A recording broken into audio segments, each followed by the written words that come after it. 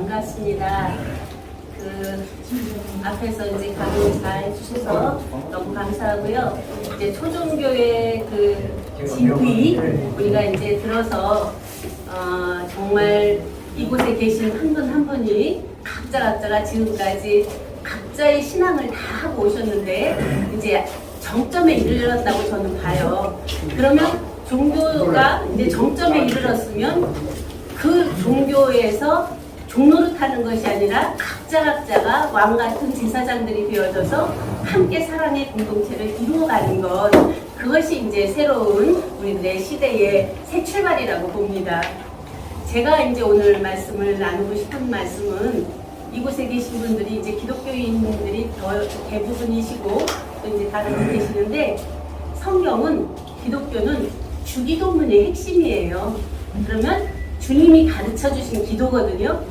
앞에 전제가 뭐냐면, 너희는 골방에 들어가 문을 닫고 은밀한 중에 계신 내 아버지께 기도하라 그래요.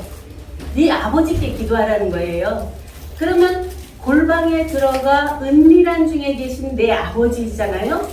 그 앞에 뭐라 그러냐면, 너희는 외식하는 자가 되지 말라는 거예요. 사람을 위해서 기도하지 말라는 거예요.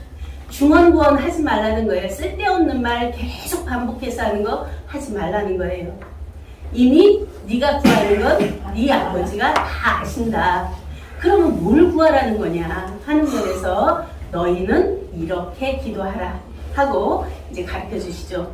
그러면 우리가 하늘에 계신 우리 아버지요, 맨 처음이 그래요. 하늘에 계신 우리 아버지요. 그럼 누가 부를 수 있어요? 하나님의 자녀들, 아들들이 부를 수 있죠. 하늘에 계신 우리 아버지요. 근데 그 하늘을 원문으로 보면 배쉐 상황임이에요. 뭐냐면 그 안에, 아까 이제 신명기 10장 14절에서도 봤고 느헤미야 9장 6절에도 나오고 여러 군데 나와요. 하늘이 하늘과 하늘들의 하늘이에요. 그러면 다시 말하면 하늘과 하늘들의 하늘에 계신 아버지예요. 그러면 다시 하늘을 진리로 보세요. 진리와 진리들의 진리 안에 계신 아버지예요. 생명으로 보세요. 생명과 생명들 안에 계신 아버지예요. 그러면 각자 내 안에, 진리 안에, 생명 안에 계신 나를 낳으신 내 아버지잖아요. 그에게 기도하는 건데, 아버지요 하고 부르면 아버지가 본래 하나님이었잖아요. 그럼 하나님은 하나님 그대로 계시면 그냥 하나님이에요. 내가 나왔기 때문에 그가 아버지가 되신 거잖아요. 예수님이 나오셨기 때문에 아버지라고 하셨거든요. 그러면 중심이 지금 누구예요? 나온 아들이 중심이잖아요. 우리 각자가 이제 중심이 돼서 기도를 하는데, 하늘에 계신 우리 아버지요, 아버지의 이름이 거룩히 여김을 받으시오며, 그 아버지가 거룩히 되는 것은 내가 거룩할 때 내 아버지가 거룩함을 받는 거잖아요. 그 아버지가 허공충천이 아니고 내 안에, 내 진리 안에, 생명 안에, 말씀 안에, 그 안에 계신 나를 나되게 한 근본이고 원천이고 시원이고 태초인 그죠.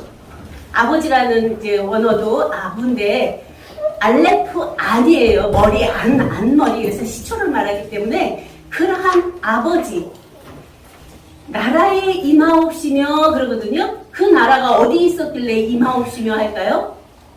이미 하늘에 이루어져 있는 하늘 나라가 임하는 거잖아요. 그러면 창세 전으로 가야죠. 그래서 우리들의 출발은 만들어지고 지어진 사람에서 출발하면 여기는 100번 다 흩어져야 하나가 될 수가 없어요. 우리들이 근본 창세전에 하나님 안에 아버지 품속에 있던 독생자가 그 안에서 나왔던 것처럼 우리들도 아버지 품속에 있던 독생자로 있다가 이 땅에 나온 나라는 존재를 밝히지 못하면 아무리 성경을 천독만독을 해도 그 자체를 알 길이 없거든요. 그러면 우리가 하늘에 계신 우리 아버지 이름이 거룩히 여김을 받으시오며 나라에 임하옵시며, 이것이 바로 하늘에 이루어진 뜻이 땅에 이루어진다는 거예요. 그 땅이 뭐예요? 앞에서도 강의를 많이 하셨는데, 땅도 땅과 땅들이 있어요. 땅이. 그러면 처음에는 처음 하늘 처음 땅은 다 떠나간다고 했고 새 하늘과 새 땅이 임했는데 거기서도 거기에 쓰질 않아요. 그거 바다도 다시 잊지 않고 하늘에서부터 내려오는 거룩한 성 새 예루살렘이 신부가 남편을 위하여 단장한 것 같더라. 그러면 그 내려온 신부가 땅이잖아요. 그게 바로 하나님 자기 땅이에요. 아멘. 하나님 자기 땅이 우리들의 거듭난 신령 땅이기도 하고 생명 땅이기도 하고 교회이기도 하고 신부이기도 하고 성전이기도 하고 나라이기도 하고 모자이기도 한 우리들 각자의 존재의 근본 실체예요. 이러한 우리의 나의 근본을 찾지 못하면 우리는 백날 첫날 정말 헛되고 헛된 일을 할 수밖에 없습니다. 오늘 이제 우리 회장님께서 정말 되는 일을 해야 되겠다. 시간 낭비하지 말자. 정말 멘토라면 이 시대에 우리가 하나님께로 난 자들이라면 아들들이라면 새로운 말씀을 새롭게 갈 수 있는 교회도 이제 우리가 보면은 많이 어렵잖아요. 그리고 우리가 볼 때 정말 근본의 원천의 말씀을 선포하고 그들이 되도록 하는 것이 아니라 계속 어떻게 보면 종을 만들어 가잖아요. 이제 그런 면에서 우리가 어떻게 교회도 살리고 성도들도 살리고 그러면서 우리와 함께한 많은 이들이 우리 이 시대에 살고 있는 많은 이들을 살려서 그러한 나가 자유에서 그 천국을 누리는 것처럼 우리들이 함께 누려서 사랑의 공동체를 이루어 갈 것인가 하는 것이 새로운 새 시대의 새 출발이라고 봅니다. 아멘. 이런 말씀 속에서 이제 거기까지는 이제 하늘에서 아버지의 일이에요. 오늘날 여기서 출발돼요. 오늘날 우리들의 이제 있는데 거기 완성되어 계시거든요. 내 안에 다 완성되어 계시는데 오늘날 우리에게 일용할 양식을 주옵시고 일용할 양식이 항상 필요한 거예요. 이 영혼 몸을 갖고 있는 우리는 주영생으로 거듭났어도 그 양식이 항상 필요하거든요. 근데 어떤 양식을 썩는 양식을 위하여 일하지 말고 영생하도록 있는 양식을 위하여 일하라 그러잖아요. 영생하도록 있는 양식이 예수 그리스도는 어제나 오늘이나 영원토록 동일하다고 하는 그 영원한 생명의 실체가 우리들 안에 있는 거거든요. 그것이 어떤 시대의 시간적, 공간적 개념이 아니라 생명 자체는 영원하잖아요. 진리도 영원하잖아요. 말씀 자체도 영원하잖아요. 그러한 영원한 실체가 우리 안에 있는 거잖아요. 그 영원한 양식을 우리가 먹을 수 있는 그러면서 죄사함이잖아요. 다음이 죄가 뭐예요? 관역을 맞추지 못하는 거예요. 나를 믿지 못하는 것이 죄라고 그랬거든요, 예수님이. 그러면 예수님이 나예요. 나인 예수예요. 그러면 예수님과 나가 하나 된 그 나를 믿지 못하고 알지 못하는 것이 죄거든요. 그 관역을 맞추지 못하는 것이 죄라는 거예요. 그러면 우리가 우리에게 죄 지은 자를 사하여 준 것 같이 우리 죄를 사하여 주옵시고. 죄 사함의 문제예요. 모든 게. 우리가 관계성에서 너와 나가 소통이 안 되고 벽이 되는 거 뭐예요? 그에게 벽을 만들고 있는 건 내 기준 때문에 그러거든요. 이렇게 해야 되는데 너 왜 그래? 이렇게 해야지 좋은 사람인데 너 왜 이렇게 못해? 하면서 내 기준 때문에 거기서 상대가 유발되거든요. 근데 그 모든 죄성이나 인간성이나 모든 것이 너한테 있는 게 아니라 나한테 있거든요. 각자 나의 육체에 있고 혼적인 면에 있고 내 알았다 보았다 깨달았다 하는 영적인 면에 있는데 이것을 고착시켜요. 자기 안에서. 그것이 큰 죄더라고요. 그것이 심판받아야 되더라고요. 그리고 거기서 바로 뭐가 나오죠? 죄사함 다음에 시험에 들게 하지 마옵시고.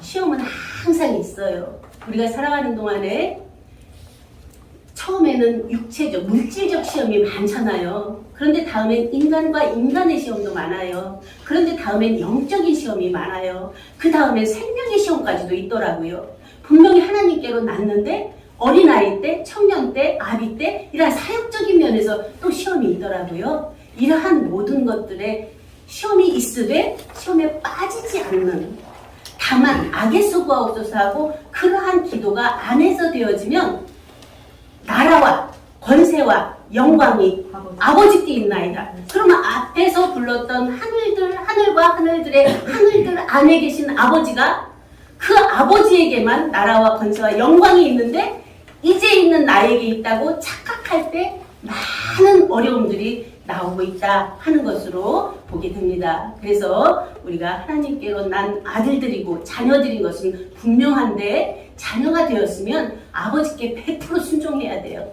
아버지께 100% 순종하는 건 아버지와 합일체가 되기 위한 거예요. 아버지와 합일체가 되면 그것을 이제 성경에서는 십자가에서 죽고 11조로 드렸다는 거거든요. 살아난 생명의 유일한 자기 생명이 얼마나 귀해요? 거듭난 내 생명, 육체 생명도 귀한데 거듭난 내 생명은 더 귀하거든요. 이 생명을 아버지께 드려야 된다는 거죠. 그래서 예수님도 부활하셔서 내가 아버지께 올라갔다 온다 하라 그러잖아요.